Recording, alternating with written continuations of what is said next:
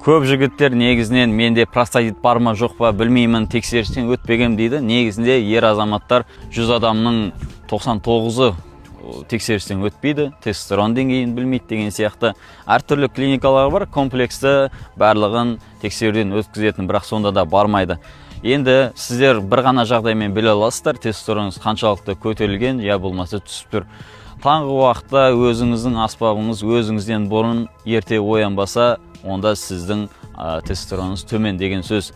Егер тестостерон төмен болса, ол простатит болып жатыр деген сөз. Простатит ауруын толығымен айығыңыз келсе, халық емі алтын қолыңызды алып ішу керек. 21 күнде 43-тікті толығымен алып ішу арқылы простатиттен, соның ішінде қуық асты безінің қабыну ауруларынан, яғни тестостерон төмен болса көтеріледі, ұрықтың сапасы аз болса көтеріледі, және де суық инфекцияны тазалайды. Ол үшін маған WhatsApp-қа жазыңыз.